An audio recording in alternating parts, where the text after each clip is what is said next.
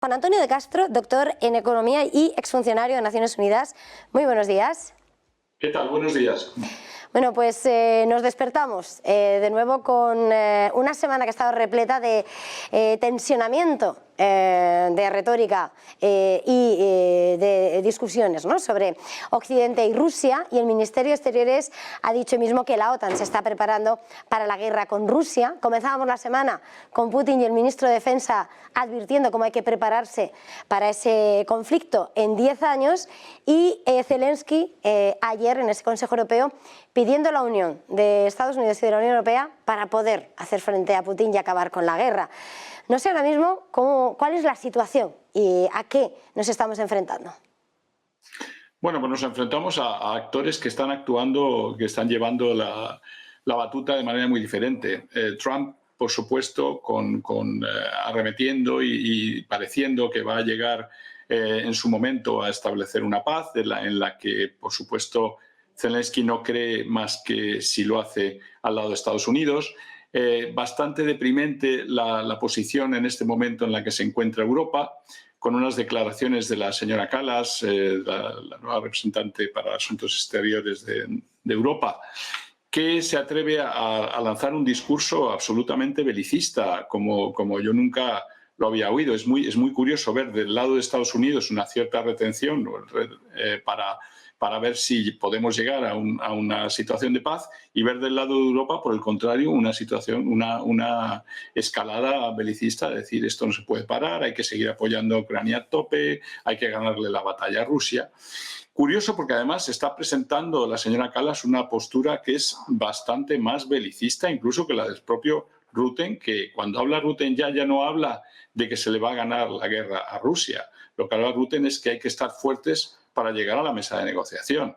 O sea que Europa en el fondo está todavía, la señora Kallas, o no se ha enterado muy bien de qué va en este momento la situación, o está actuando de manera absolutamente irresponsable y arrastrándonos a toda Europa a una situación absurda.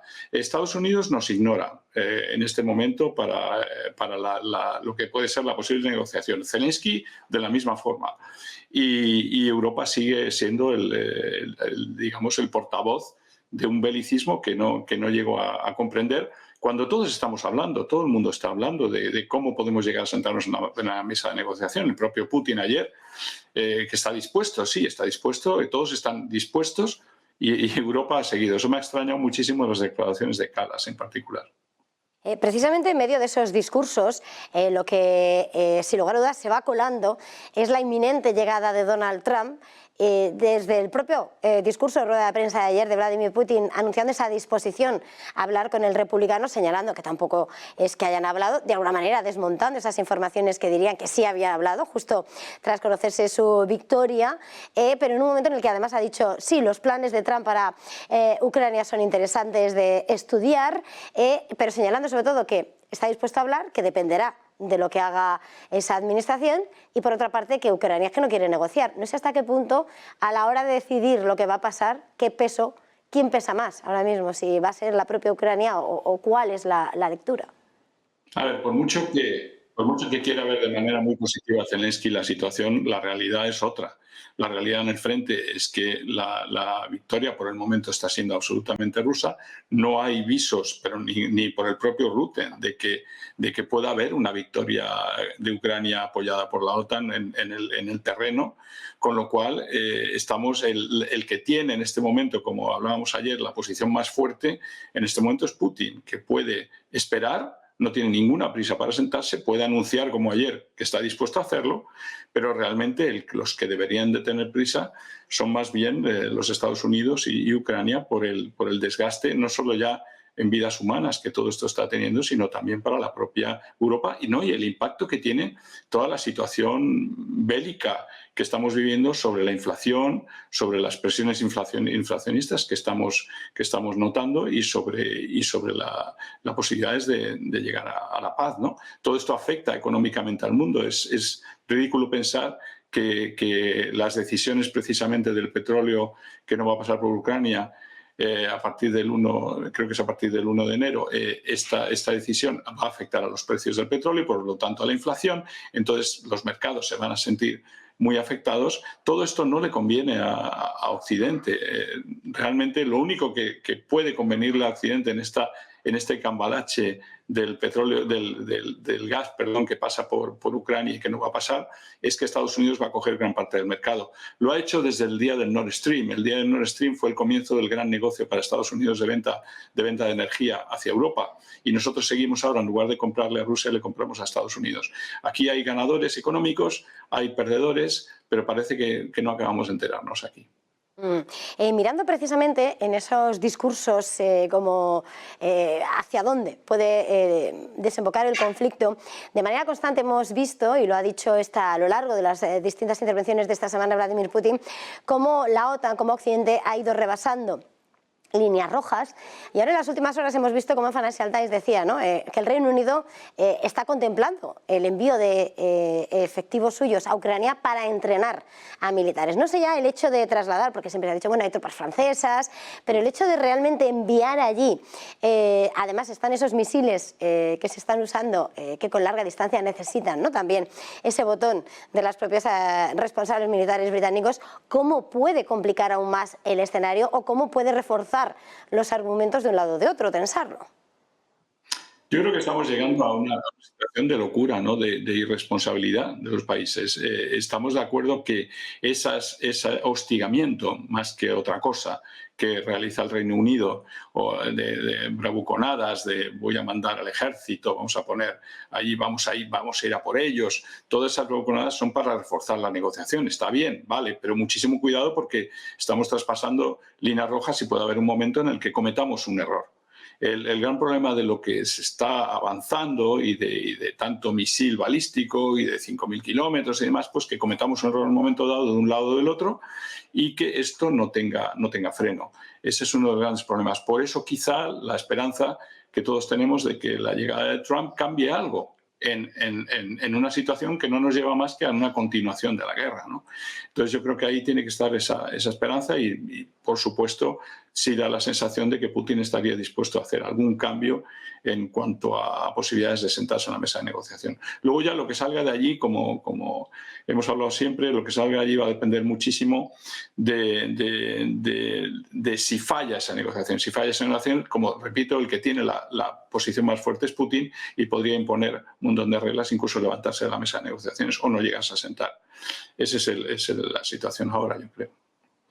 Mirando precisamente lo que estaba diciendo en esta intervención, Juan Antonio, decía, la posición de Europa está siendo muy deprimente. Hemos asistido a ese Consejo Europeo donde los asuntos a tratar realmente han sido Ucrania, Trump y Siria. Siria, donde ahí sí se está apostando por el diálogo, aunque es HTS, hablando precisamente en su argumentario lo que decías, ¿no? Como la lectura es diferente según el conflicto, porque habla de interés estratégico, interés fronterizo, pese a todavía sin demostrar, ¿no? lo que va a ser el nuevo gobierno interino. Con esa lectura, ahora mismo, ¿cuál diría que están siendo ahora mismo los puntos más destacados a vigilar por parte de la Unión Europea y que estratégicamente nos pueden todavía desestabilizar aún más? Bueno, yo creo que lo más importante, aparte de esos puntos, es sobre todo que la Unión Europea me está dando la sensación que cada vez tiene una política exterior común más fraccionada y débil y que hay unas diferencias de posición de los diferentes Estados miembros cada vez más marcadas. Empiezo a preguntarme si la política exterior común e incluso, sobre todo, la política industrial común, en cierto modo, aunque es competencia de cada Estado, está empezando a sobrar en lo que es esa arquitectura europea. Yo creo que podríamos llegar incluso a pensar de qué está sirviendo una política exterior común cuando sabemos que los países tienen intereses y visiones muy diferentes, ¿no? Creo que ahí falta repensar toda esa estructura. Los puntos fuertes, bueno, por el lado de Europa, desde luego, está siguiendo muy de cerca todo el tema de Siria y es demasiado pronto un poco para determinar cuál va a ser la posición. Yo creo que tiene una posición en todo caso muy débil como interlocutor en este momento. Los que de verdad tienen que tomar decisiones al respecto de Rusia en particular. y si acaba marchándose del país o no. Y lo que está ocurriendo es si no haría falta cierta actuación por parte de Europa para retener un poco las ansias, digamos, israelíes de invasión de parte de Siria, ¿no? Creo que ahí es donde debería marcarse, pero no se está notando tampoco que haya una decisión marcada de hacer esa retención, digamos, de parar un poco los pies a Israel, ¿no? Mirando ese escenario, esos temas que comentaba antes de terminar de ese Consejo Europeo, en las últimas horas, porque Trump se ha colado en el Consejo Europeo, Trump ha dicho en Truth Social, dice, avisando a Europa que habrá aranceles hasta el final si no compra petróleo y gas a Estados Unidos. Está claro que Europa cada vez tiene menos independencia. Yo lo que no puedo comprender es que no haya de verdad dirigentes en nuestra querida Europa capaces de levantarle la voz a Trump y decirle de qué va esto. O sea, no solo se rompe el Nord Stream y nos quedamos sin un gas barato de Rusia y rompe toda la competitividad europea y sabemos de quién es la responsabilidad del Nord Stream y la intuimos. No solo pasa eso y pasamos a comprarle el petróleo a Estados Unidos a precio muchísimo más caro, lo que mata a nuestra industria y lo que está llevándonos a la recesión hoy, sino que ahora nos tenemos que tragar los europeos, además, unas amenazas de Trump de que como ahora al dejar de ese petróleo no le compremos el petróleo a ellos, nos va a poner aranceles. Esto de verdad, repito, se está convirtiendo en un mundo de militarismo económico avanzado. Y claro, cuando entramos ya en la forma de militarismo económico, que yo gano la competitividad a fuerza de cañón, aquí los únicos que van a tener la fuerza de seguir adelante son Estados Unidos, China y Rusia. Pero desde luego, ¿qué vamos a hacer los demás países? ¿Y qué va a hacer Europa? Porque ese militarismo económico no somos capaces de imponerlo de la manera que lo impone Estados Unidos. Es inaceptable este tipo de bravuconerías de Trump en el sentido de si no me compras petróleo. ¿Pero cómo no compra petróleo? Si lo único que hacemos es comprarle petróleo a Estados Unidos y cada vez más caro. Es impresionante tener que oír eso. Pues muchísimas gracias una vez más por este tiempo. Juan Antonio, muchísimas gracias. Feliz jornada, feliz negocio, por supuesto. Muy feliz Navidad. Muy feliz Navidad. Hasta pronto.